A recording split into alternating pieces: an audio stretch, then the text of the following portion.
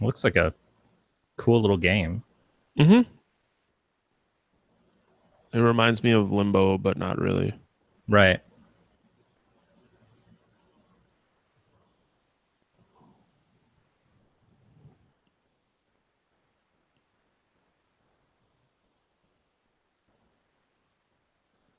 Sweet, my video is horrendous. Fucking Wi-Fi. Why are you on Wi-Fi? Because I haven't figured out why the cable in the basement and the plug up here aren't happy with each other. Hmm. Too lazy. After repunching down the jack in here 4 times and redoing like recrimping in the basement and only getting a connection on wire 4, I got really upset with it for a while.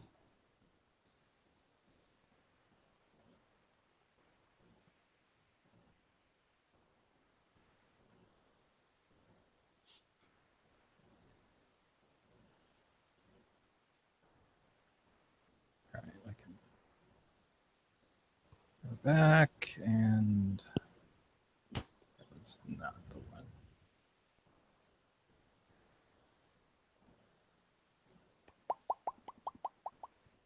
Okay, I think I'm all set. Cool. Let me go back to the top. I haven't looked at any of these news stories. Do any of them have pop-up videos? Not that I'm aware of. I usually open everything in tabs before we start, Yeah, but right now. I do have an ad blocker on my browser. So do I. It doesn't always do the best though.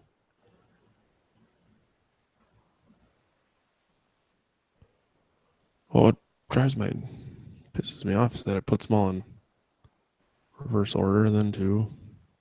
White people problems. You have to click from the bottom up. Mm-hmm. You know, like you make love. From the bottom up.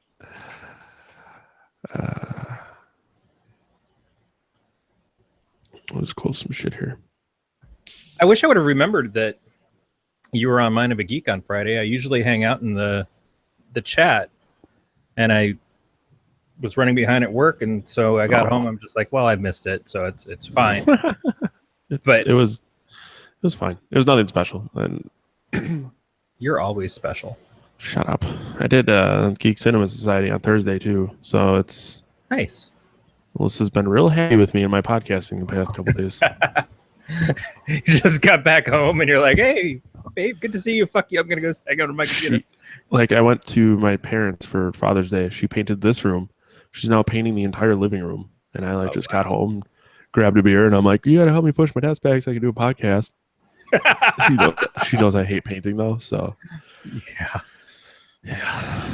That's the other reason to get through this, and then hopefully maybe I can hang out with her. I like it. It's like a dark blue with a gray. Yeah, that's exactly what I would have done in my office. We talked a little bit about redoing my office probably ever since we moved in, and I've always put it as the lowest priority of the house. Plus, it's the only room in the house that's still the color of what the place was when we moved in here. Oh.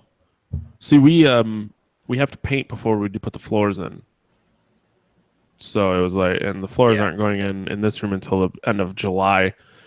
But like as soon as the living room's painted, we can just go get carpet because they like the local places will have it installed in a day at least. Right. At most, I should say. It's not even a full work day, but yeah, whatever. She's like, I would let you paint it black, but you built a black desk. And I'm like, we should have had this discussion prior because I would have preferred a black room to a black desk. Have I ever told you about my black bedroom growing up? No. You're about to, though. Yeah, so when I was 16 or so, I was hanging out with my friend Paul, and like usual, like late into the night and shit.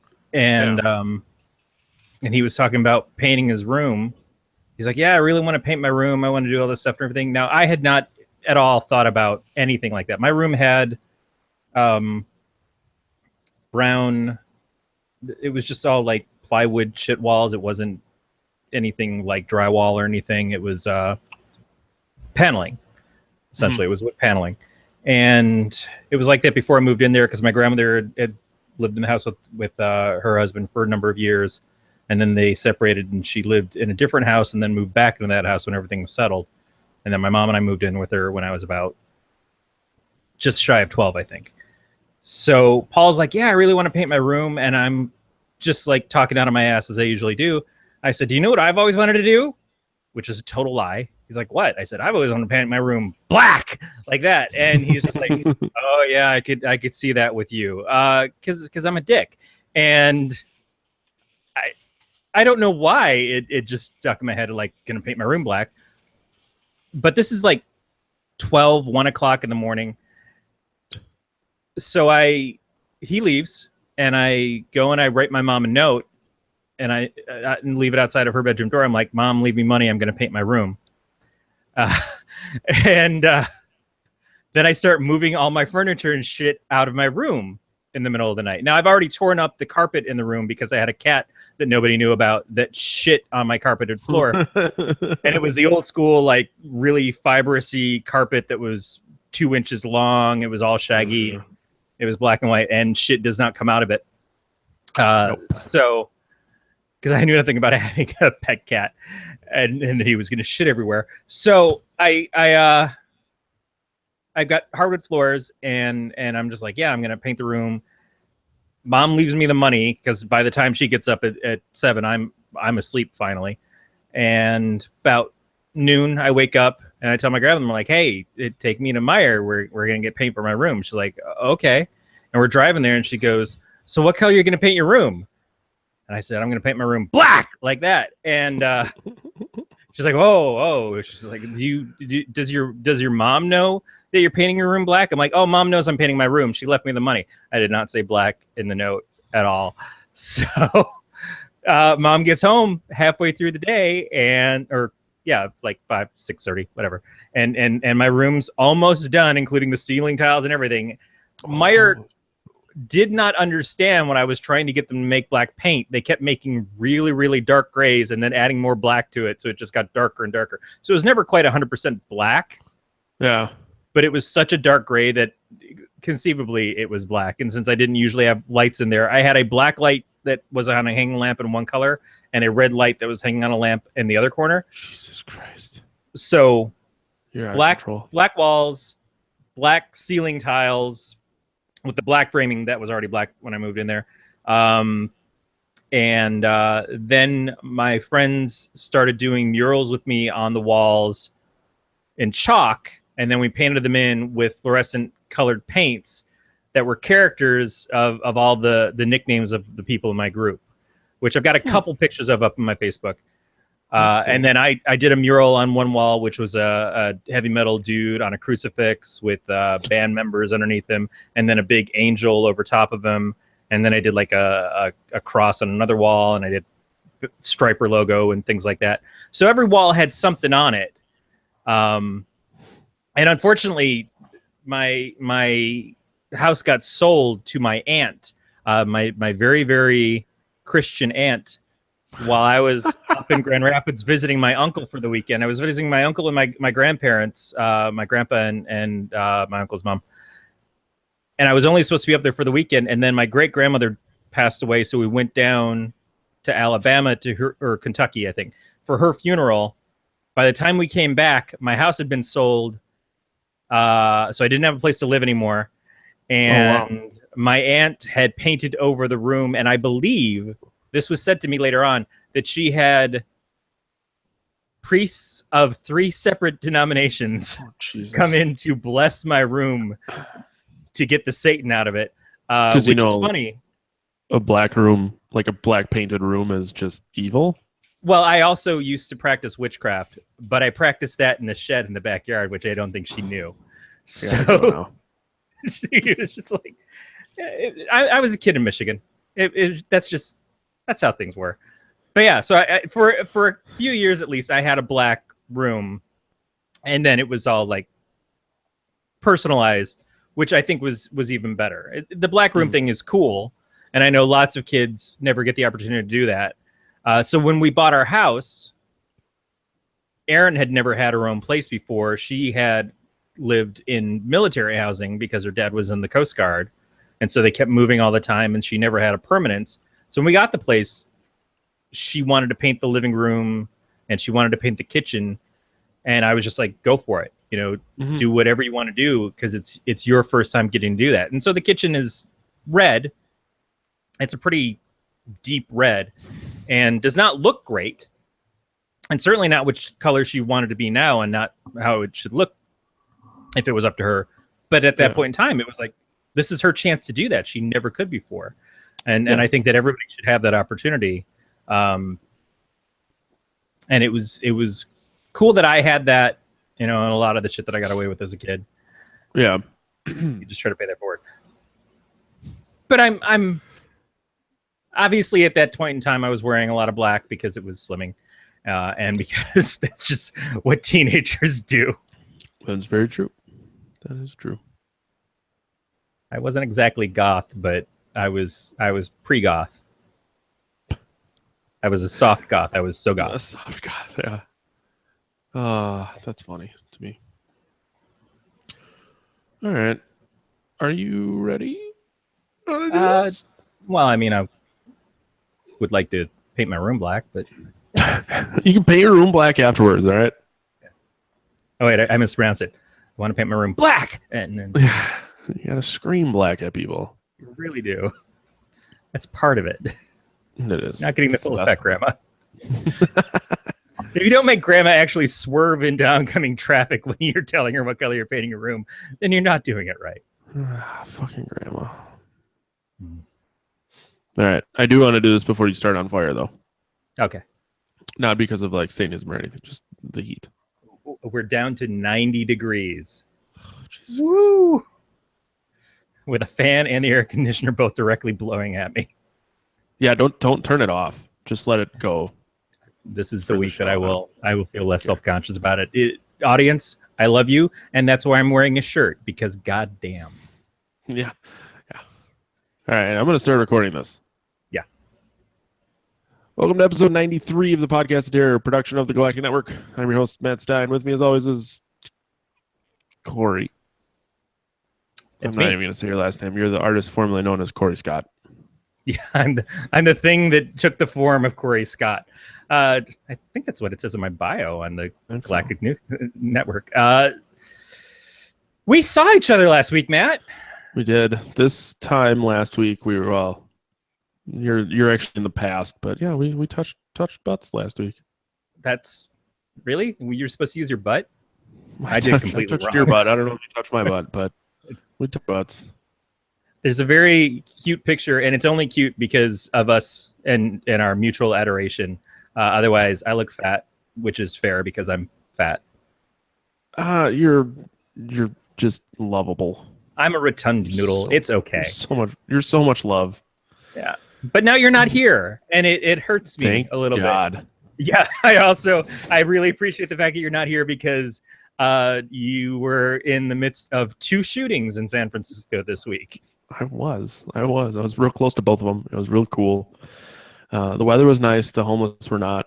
But this is the week where we let you keep the air conditioning on, because, as you stated, it is 90 degrees in your room. So it is 90 degrees after a couple hours in the air conditioner doing the best that it can. Well, this might be a quick episode, so Corey doesn't spontaneously burst into flames. I mean, I'm all fat, so I'll just sit here and sizzle. You taste so good, though. That's true. I'm basically my own juices. I'm au juing myself right now.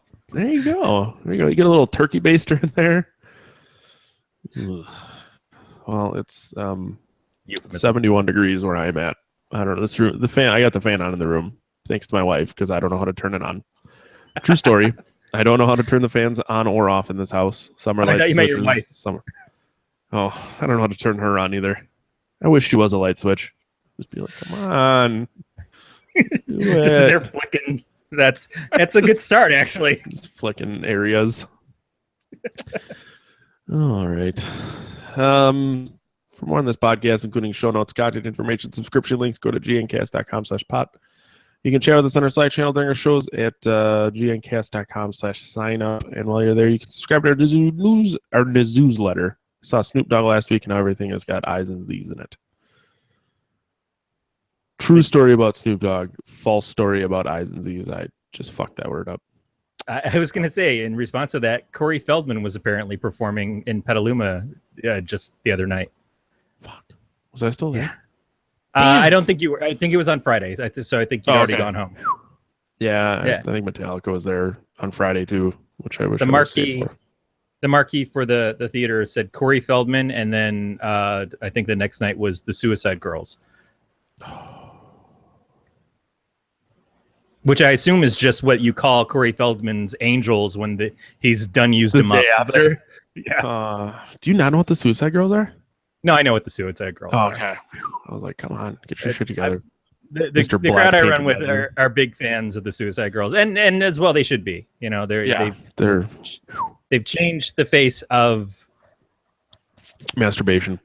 I was trying to find a nice way of saying that what they do is it's an alternative to what many people have looked at as Playboy and stuff for years. Is that they've taken control of themselves and they present different forms and different looks, and I think that's great.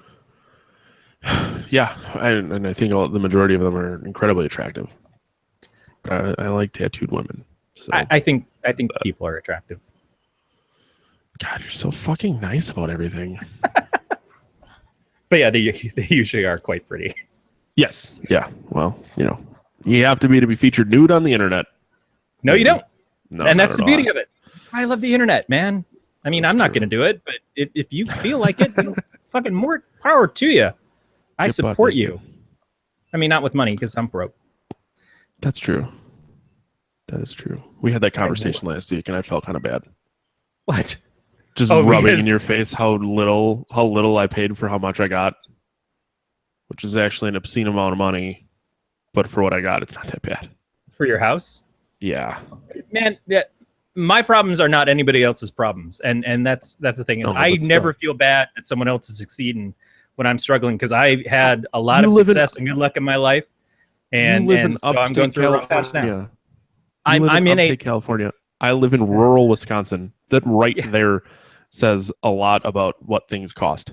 I was going to buy an Egg McMuffin from McDonald's, $5. I can get an entire meal from McDonald's for $5 here. Yeah, it's strange to me.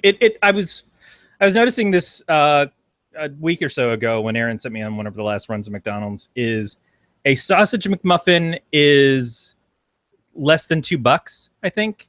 Sausage McMuffin without egg is $1.99 there. It's on the dollar menu here.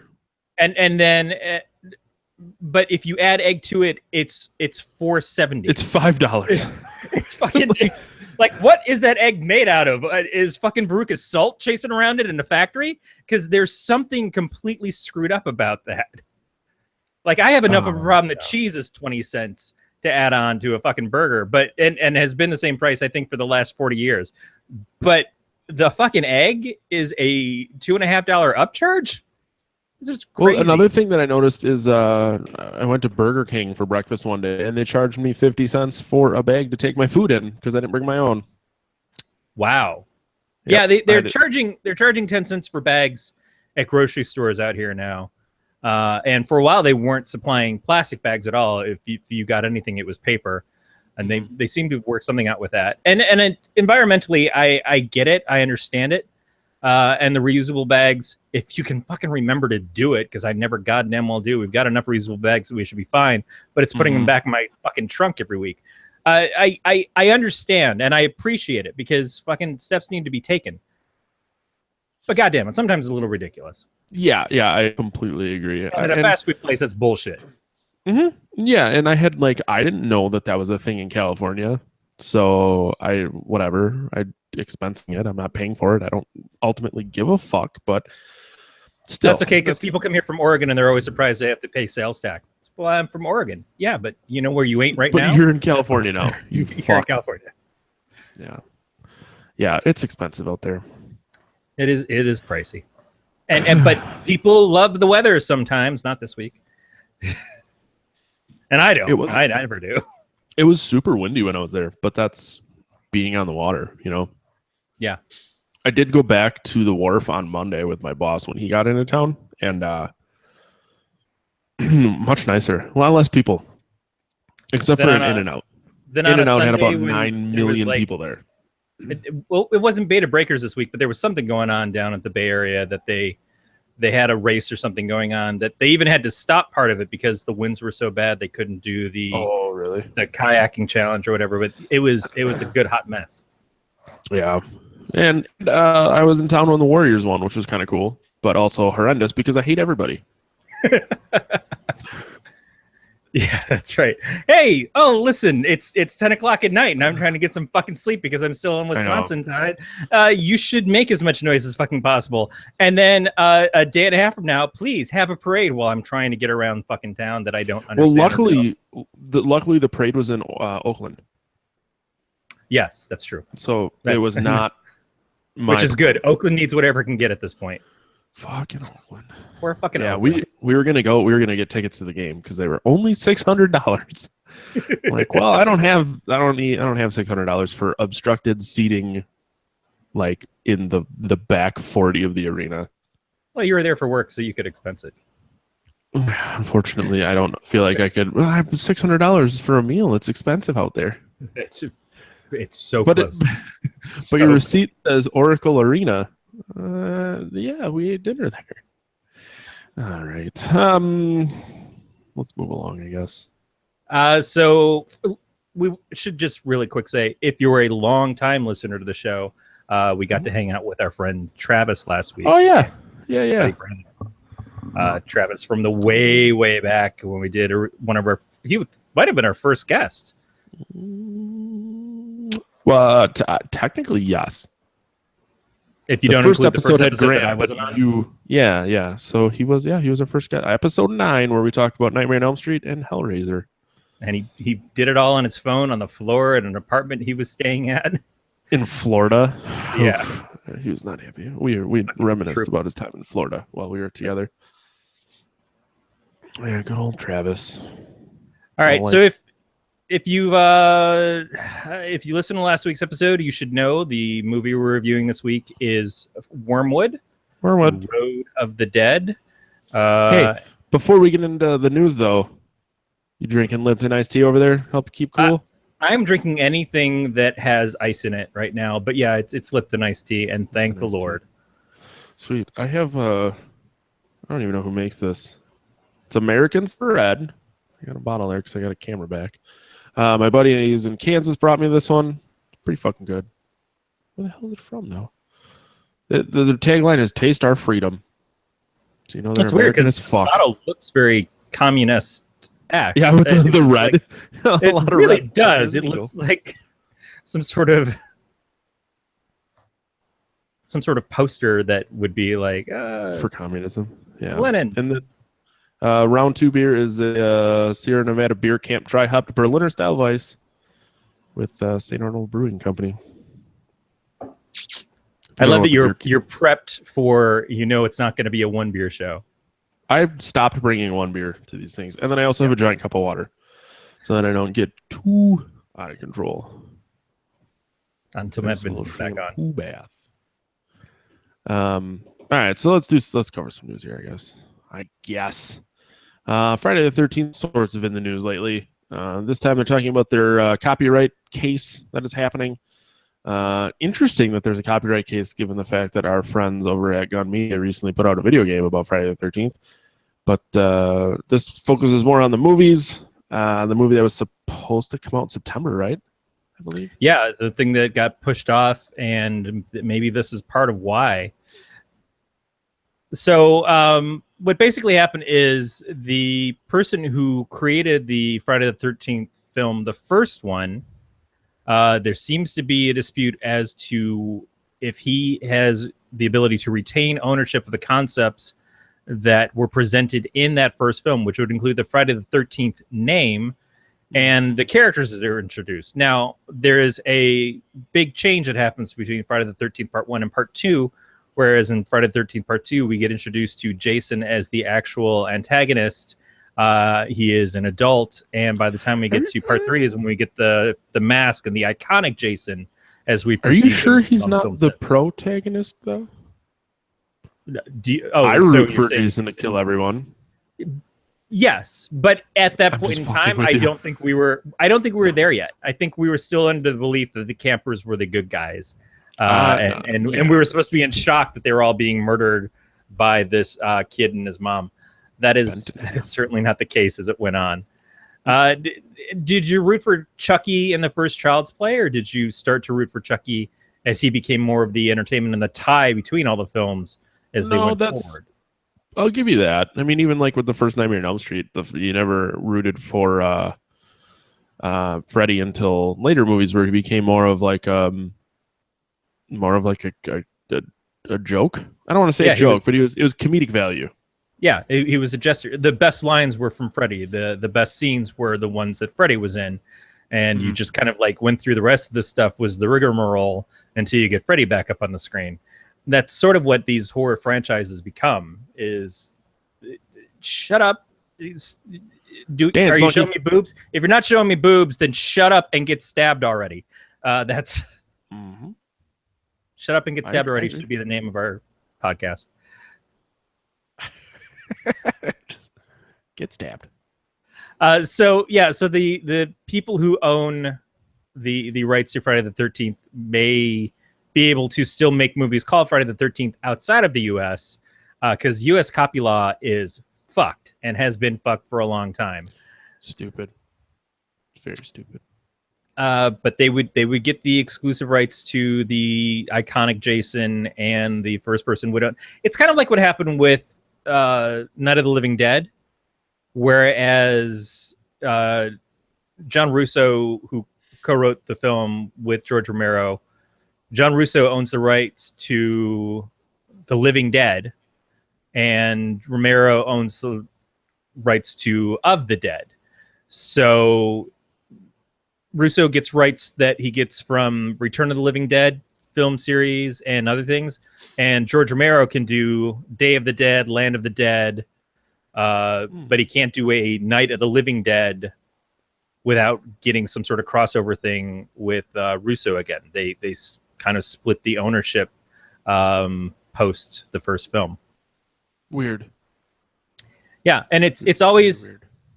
Especially when you see franchises that have gone on and they're sold from one company to another company to another company, and in the times when people didn't necessarily keep great records, there certainly wasn't the official like electronic records kept back in the 70s and 80s, so it's tougher to have this stuff to come up and prove it again.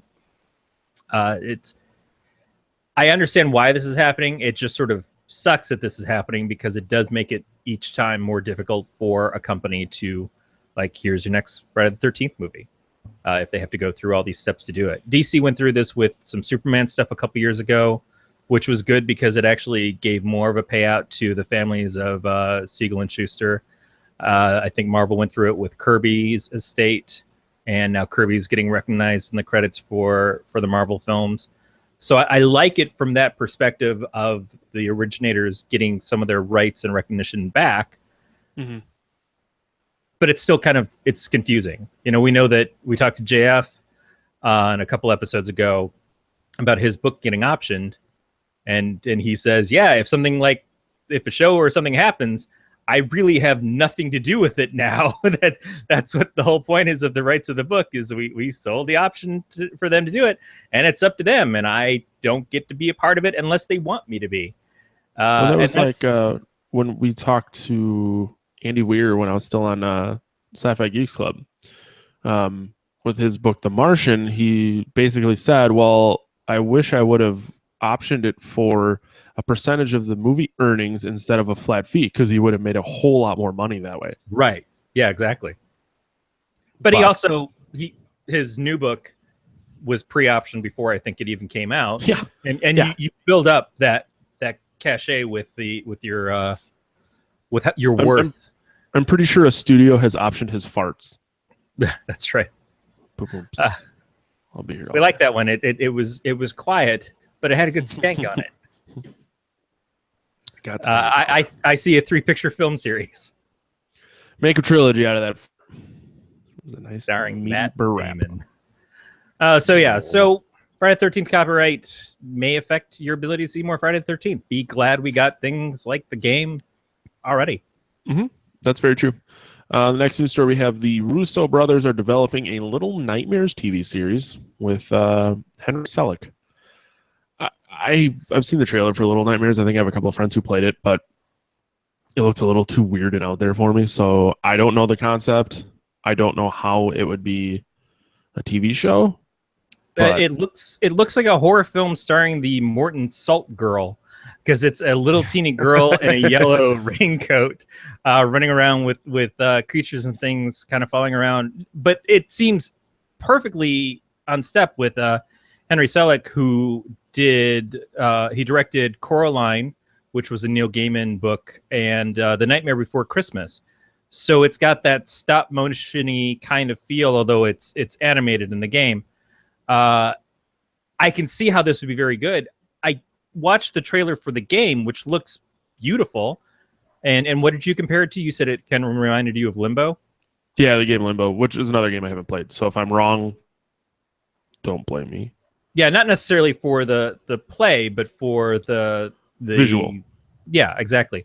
And even things, if you go back to Oddworld and some other stuff, there's just an aesthetic that works, that kind of goes in tune with that. But it's beautiful to watch. I don't know enough of the story to say what it would take to make it a TV series, but then it could be something as simple as what the old Aeon Flux stuff was on Liquid Television on MTV back in the days, which was there was no talking.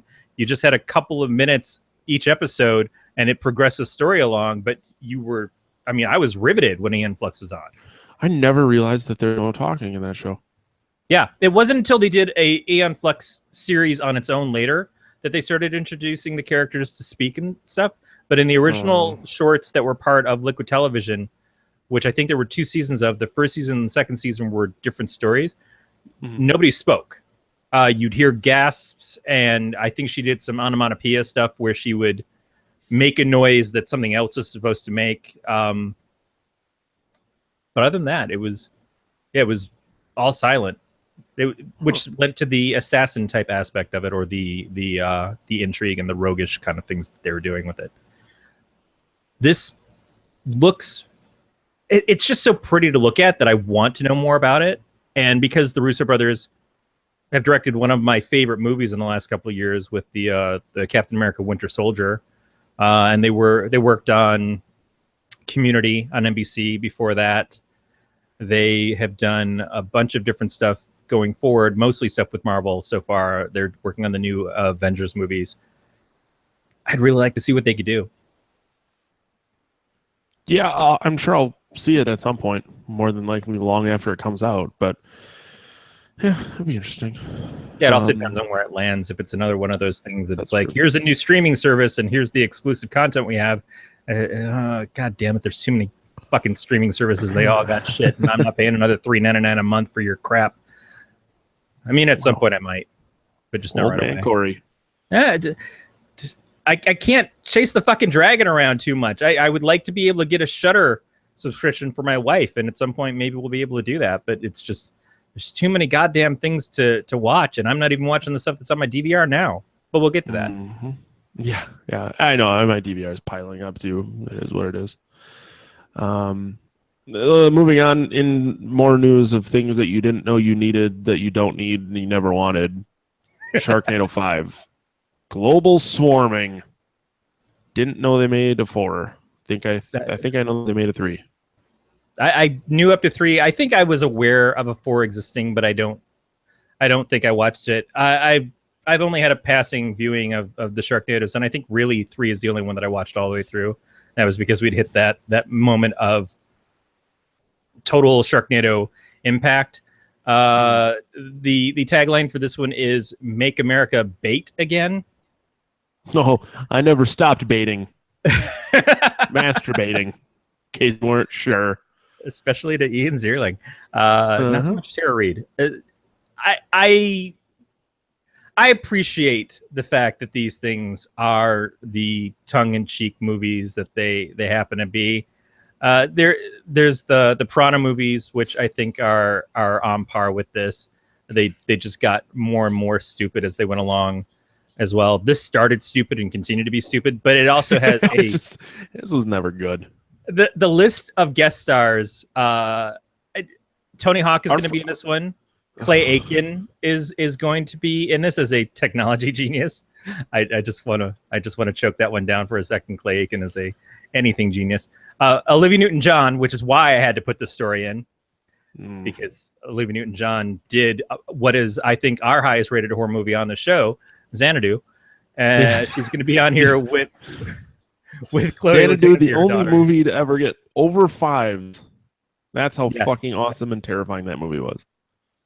Bret Michaels, Margaret Cho, Charo, because why wouldn't you have Charo? Oh. Gilbert Gottfried, who is obviously friend of a friend for us because of our Karate Tortoise. Karate Tortoise. I do love Karate Tortoise. Still waiting on my pickles, guys. Sorry. Yep.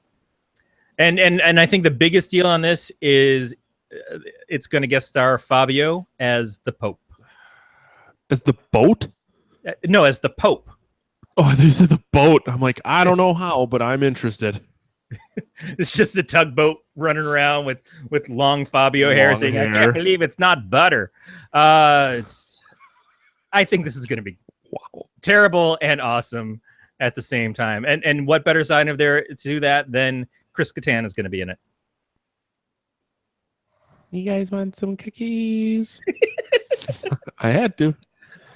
I don't know if I've ever even watched Corky Romano, but I cannot get that scene out of my head. That was the thing in the commercials that I'm like, shit, this looks terrible. Well, I would watch it because of that.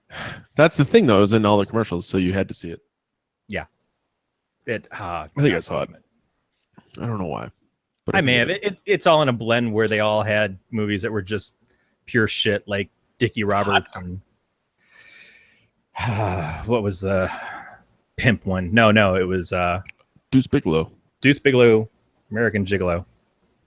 And then there was European Gigolo. Oh God, that was the European one was pretty funny. Really? I thought the American one was funnier than the European one.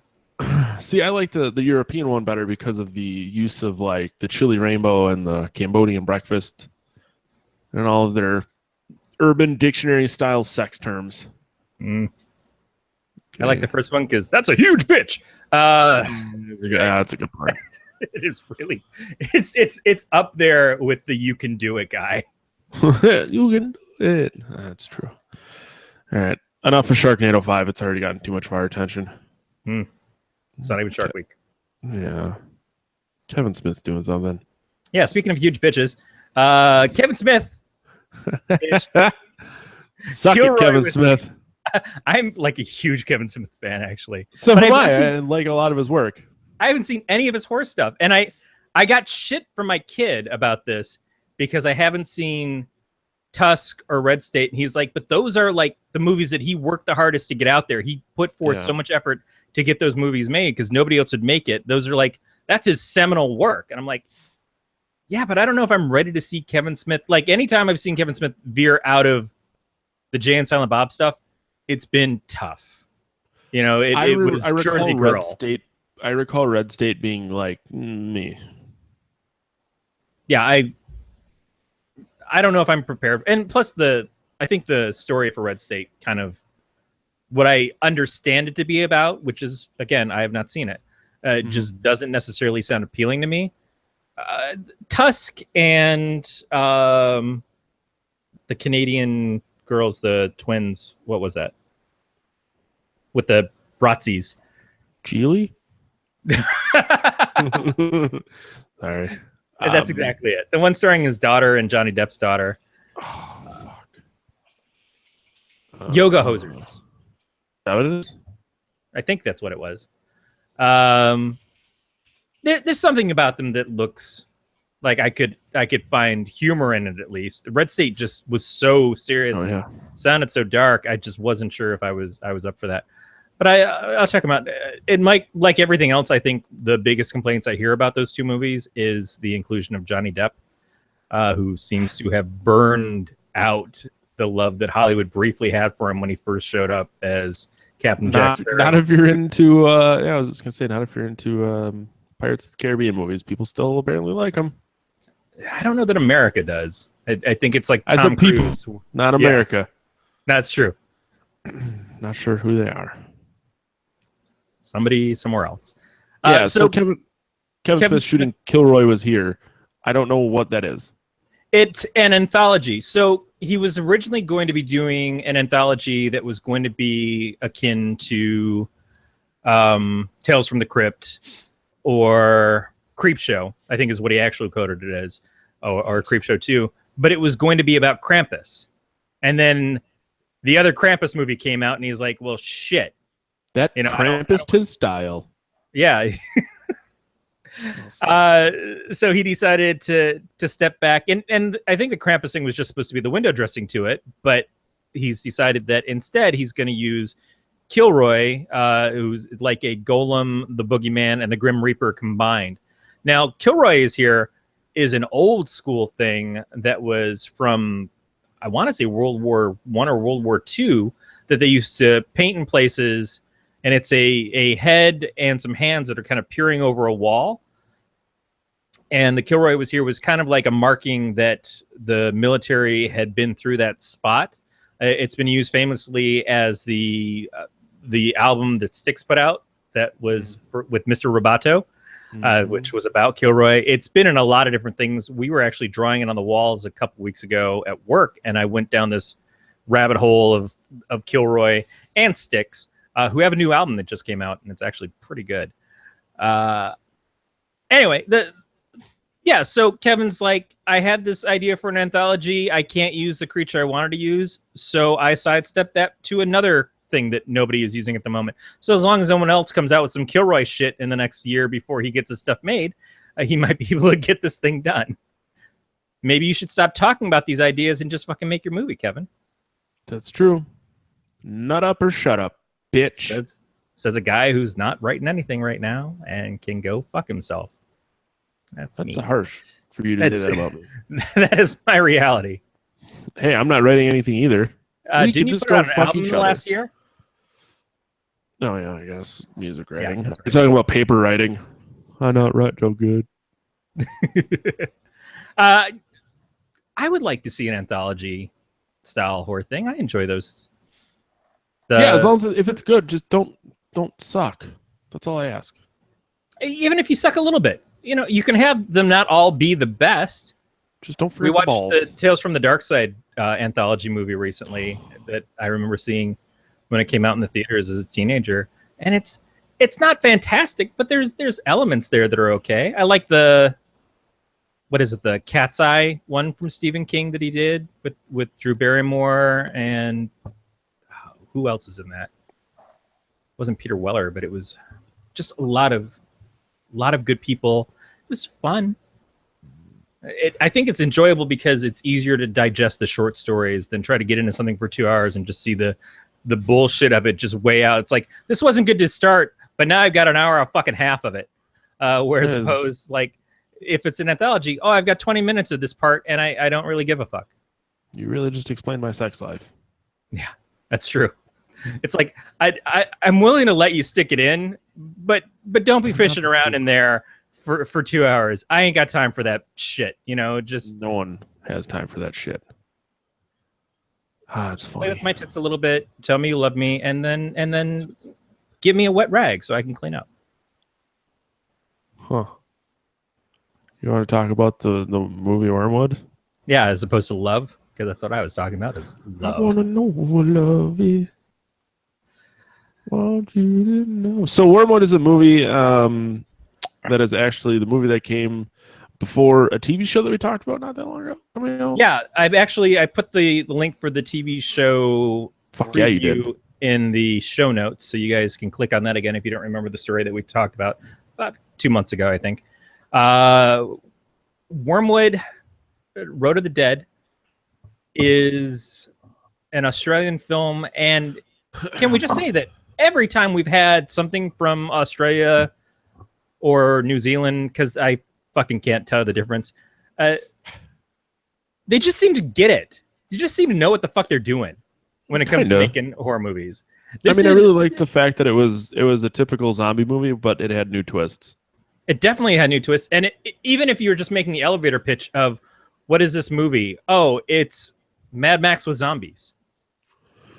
Um, yeah, it really was. But I like the fact that the zombies breathe, and like it's airborne instead of bite driven. It's a bit of both. It's certainly a blood to blood contact, and it gets worse if you actually make the two mix, or there's the biting situation too. But the premise of some people don't get infected because of their blood type, and the whole thing starts up because of a meteor shower, which was very straight out of Night of the Comet, which is an old school Maniac Mansion. No. The Night of the Comet was an 80s movie that basically it was very similar. It was these people, they were watching for Halley's Comet, so it must have happened in 1984. And when it happened, the next day, people in society, a lot of them disappeared. A lot of them wound up getting infected and slowly transforming into zombie demonic type characters. And it was just following around this small couple of survivors, two sisters and a guy that they find, and that guy was Chakotay from Star Trek, the not Deep Space Nine, Voyager, which was bullshit. So they give us that, but then there's this whole other thing with the lead character's sister Brooke, and Brooke was, for me, the more enjoyable part of the script. Because even from the beginning, we see the stuff that's going on with Barry. Barry's with his family. They find someone that's infected in their home. They try to get away. They fight their way out. And as they're driving, they realize that his daughter and his wife are both infected and slowly building up to becoming zombies. And he has to kill them, essentially. And is suicidal, which is, again, very much like the Mad Max movie, the original one, of losing his family and stuff.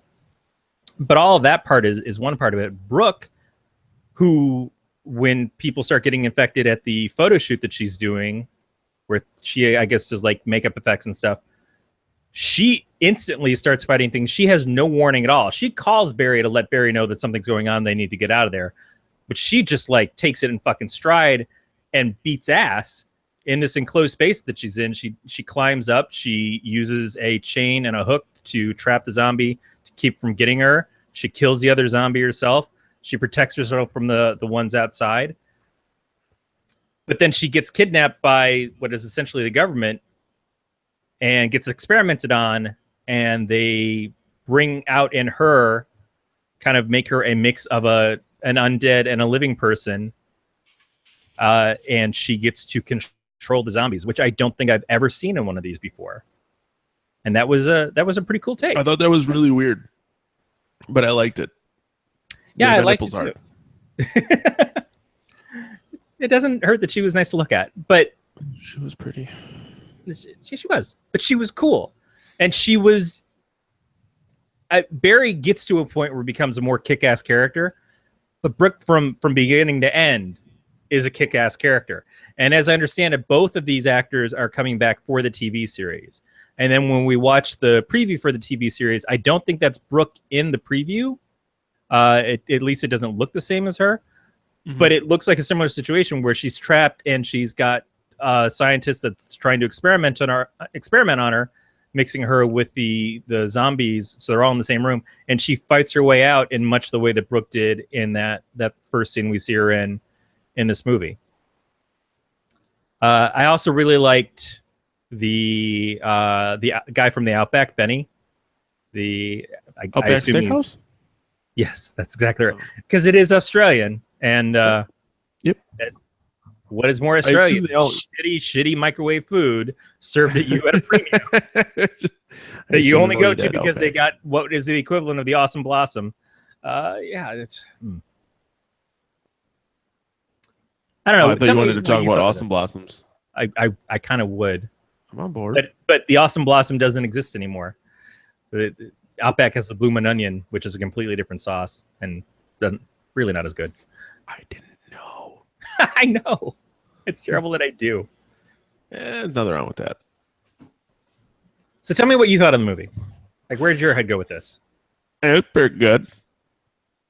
I did like it. I thought it was a bit long. I drifted off at the end.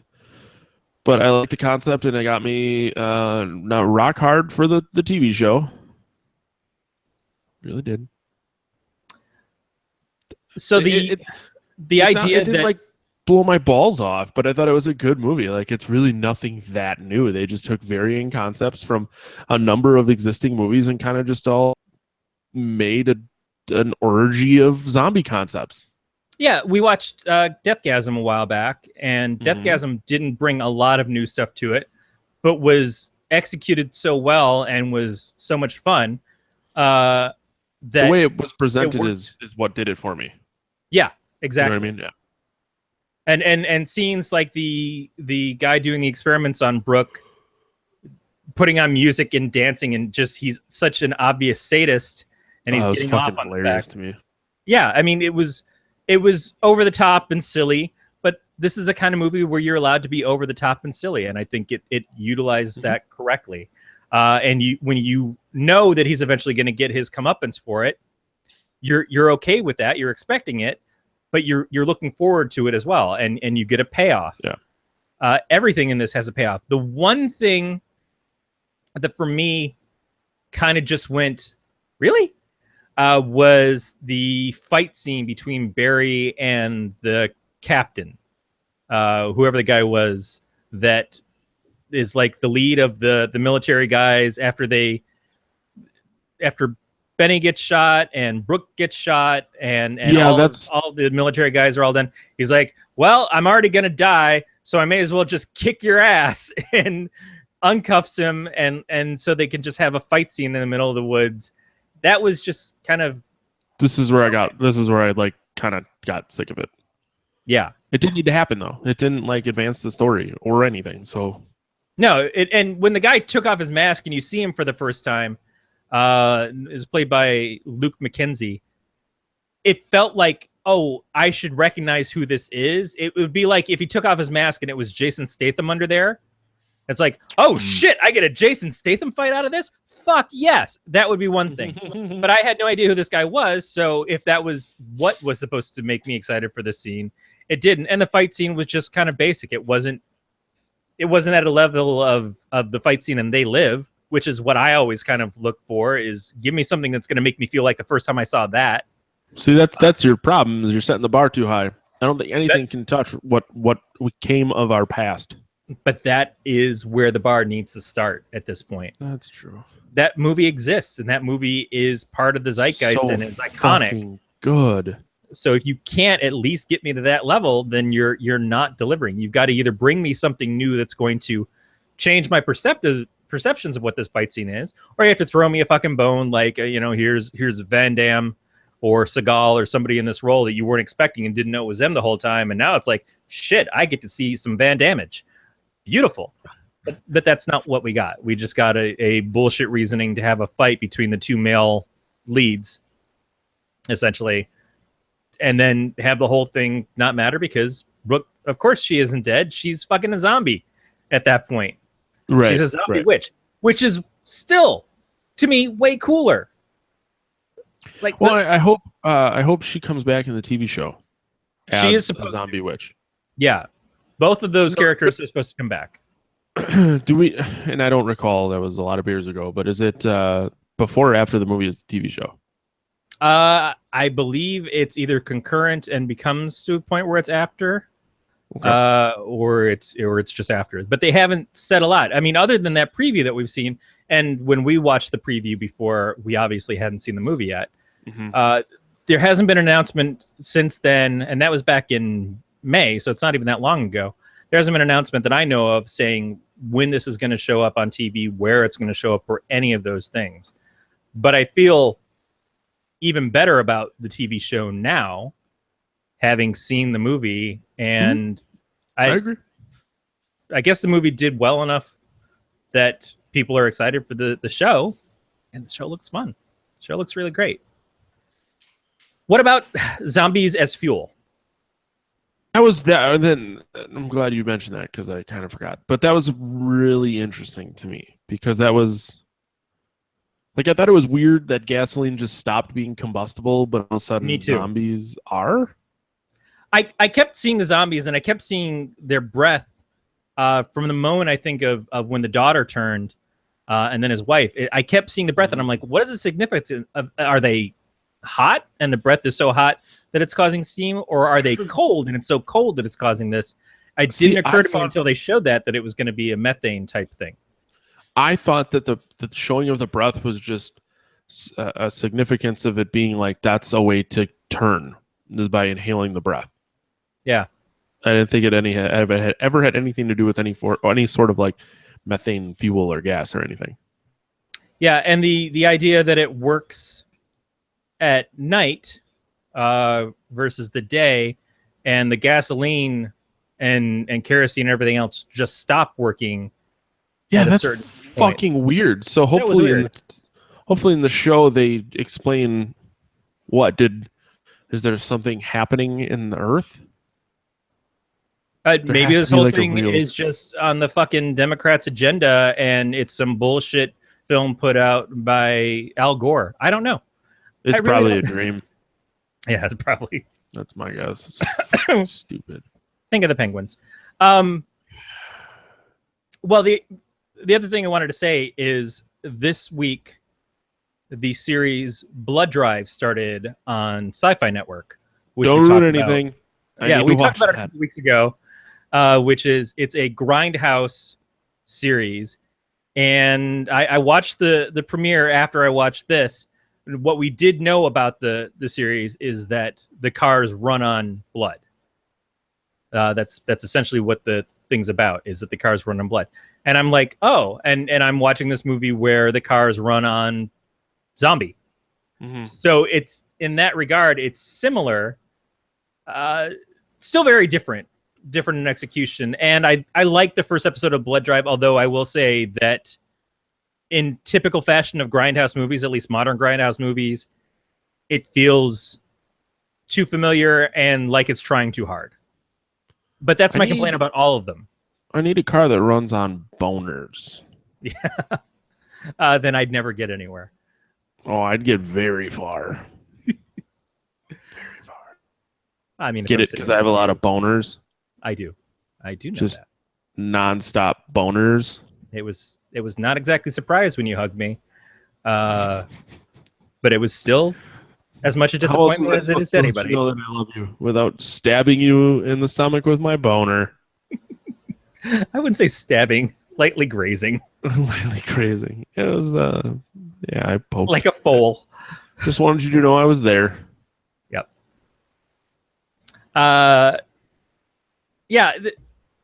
Let's see.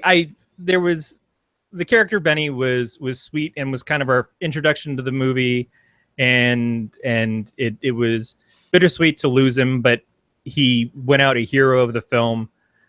He got kind of annoying, in my opinion. A little bit, but he was also the part, like when I started the movie up, and I had two fans going in my room because it was 110 degrees. Like, seriously, people, if they saw my cats in my house, they would have broken the window and taken them out like it was a fucking truck sitting in the sunlight, because that's how hot it was in here. I had the fans going, so I had to keep turning up the volume to hear what people were saying, and then to have the accent on top of that. It's like I just started thinking maybe I should turn on subtitles for this, because I hated how loud, like, so the talking was super quiet and then all the action was insanely loud. That bothers the shit out of me in movies. That has just gotten worse and worse over the last few years. It's like if you don't have surround sound, it's really hard to fine tune sound for movies these days to hear what people are saying without then getting blown out of your fucking seat like the Maxwell tape guy. Because of the music and the ambient noise and shit. And I'm so tired of it. Figure it out. It's like, this is why I'd rather just watch a cam shot of Wonder Woman, you dicks. Not that I have, but I would if it fixed that. Yeah. I don't know what else to say about this. We usually talk about the fact that the plot is not well explained. Do you feel like we needed to know more than what they gave us in this? Could we get a consideration as to what maybe caused this to happen? And they relate it to the Wyrmwood quote from the Bible. Well, I think I can overlook the fact that it wasn't very well explained based solely on there being a TV show that's about to come out. Yeah. And they do explain, like after we get the whole Wyrmwood thing, they actually give us the scientific explanation that the people who have A negative blood are not affected by the infection the way that other people are, which was an interesting take. I don't know why specifically it was A negative, but that was as legitimate choice as anything else. Maybe because usually it's people with O blood that are special. Right, exactly. It's like, we're fucking tired of you people. And maybe I'm just bitter because I'm A positive. I don't know. I don't even know what kind I have. Red. I have red blood. I think it's mostly hops at this point. Most likely. Yeast and hops. Yeah, yeasty beastie inside me. Sorry. The unspoken who are they of the military guys. We do get a good speech from the captain at the end of like, look, you think this is about you and your sister and everything else. This is so much fucking bigger. We're talking about trying to save the entire race. It gives the antagonists more of a reasoning, and you almost have not necessarily sympathy for them, but you understand and respect their motivations a little bit more with that speech. And that part of it, I appreciated that scene for, if not the fight so much. I get it. Is if the shit like this went down, if there was a plague that was driving across humanity, do people need to be sacrificed? Do places need to be cut off? Do we have to create a no man's land? Do we have to wipe out and cull a certain amount of the population because they might have bred infection there and you need to stop it before it gets everybody else? So that's why I could never go into politics, is I can't make those kinds of hard decisions. But not without some bias. Isn't it usually that you sacrifice the few for the greater good of the many? Yeah, but that was said by some fucking guy who died in one movie and came back in the next one. So fuck you, Spock. I didn't know that was a Star Trek reference, but okay. Needs of the many outweigh the needs of the one. See? That's exactly right. It's again, that's why we put people into leadership that we're supposed to be able to trust for something. In that case, you see it in a lot of things in the Avengers. It's like, hey, we're going to have to bomb New York because that's where all the aliens are coming through. We're going to have to nuke the place. Yeah, but there's millions and millions of people there. Right, but look at the surrounding area outside of it. There's a lot more that we have to protect. So we got to do this. But when you're that person, and it's you and your last living relative, and you've already lost your wife and your daughter and, you know, the one person who was helping you survive, and you're trying to keep yourself and your sister alive, do you give a shit? It's like, yeah, fuck the rest of humanity. I got to take care of my own. I get the motivations from that too. It's very selfish of you. Yeah, I know. But it's okay. Someone's going to fucking bring me my iced tea is all I'm talking about. Oh, boy. I've said my piece. Do you have anything else you want to cover on this? Otherwise, we can do you know what. Let's go to the cave. Let's go to the Fap Cave. And I feel like, Adam West passed away. This one's for you. That's true. We relate your seminal work to seminal work. See, yeah. All those hard hours you spent forming Batman as a cultural icon. And I just turned it into a masturbation joke. If you're not familiar, the FAP scale is a 3-tiered masturbatorial scale of awesomeness, in which we discuss the feature, the attention, and the panic of the movie on a 0 to 5 scale. Since we don't have a guest, Corey gets to go first. But the feature is the story. How was your story? Did you find it interesting? How was the acting? 0 to 5 scale of Wyrmwood. How would you rate this one? I will say that the story wasn't exactly original, but it was still interesting. It certainly was told well, that it kept my attention the whole time through. Mm-hmm. And the acting was better than I probably would have expected for both this style of film and for the fact that I didn't know anybody that was in it. I'm going to give it a 4. Wow, that's pretty generous. I gave it a 3. It was a good story, nothing new, but it was enough to keep me happy. Next up, we have The Attention. Would you purchase this movie? Would you recommend it to your friends? I would say if you haven't seen it before, I think it's on Netflix streaming. It's certainly, we've got our affiliate link up if you want to click through and rent it from Amazon. It helps the network out. Watch it the first time. See if it's the kind of a zombie movie and the kind of zombies that you would like. I will say that the first zombie that attacks Brooke in the garage wearing the kind of Day of the Dead makeup, the Sugar Skull-esque stuff, that was just cool to see itself. I think that's one of those things that's going to appeal to people as a scene. Give it a shot first, but I have a feeling that if you watch it once, you'll probably at least eventually want to see it again. It'll go into your list of films that you could rewatch this. And for me, I would say it's a rewatch. I give it a 3.5. I give it a 3 because I'd probably watch it again. Well, it's holding your attention as the movie itself, but isn't it also holding your attention for the upcoming TV series? That's very true. I'd be curious to see how I would have felt had I not known that there was a TV show happening.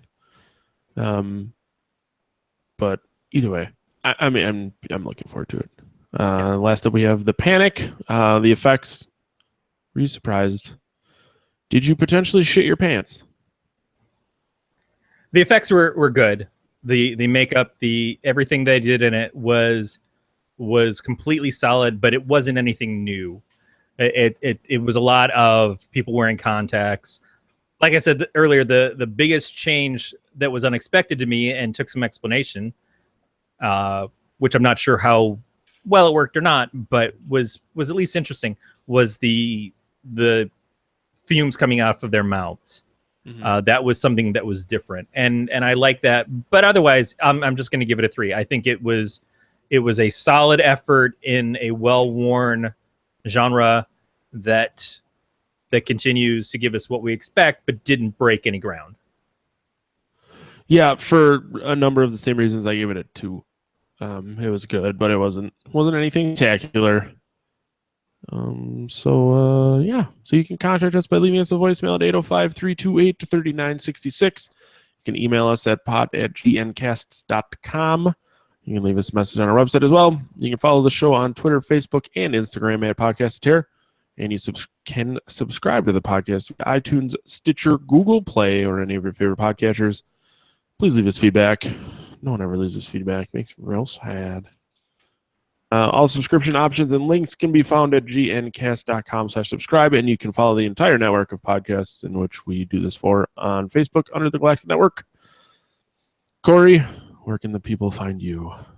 People can find the comics that I help publish at donascomics.com. People can find my wife's art, which is also hideous, but I do think maybe breaks a little bit more ground.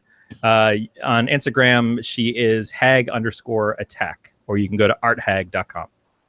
Well, that's very true. You can find me on Twitter and Instagram and Untapped at Matt the Lifeguard. That is going to do it for another episode of the Podcast of Terror. Thank you guys very much for listening, and we will talk to you next week.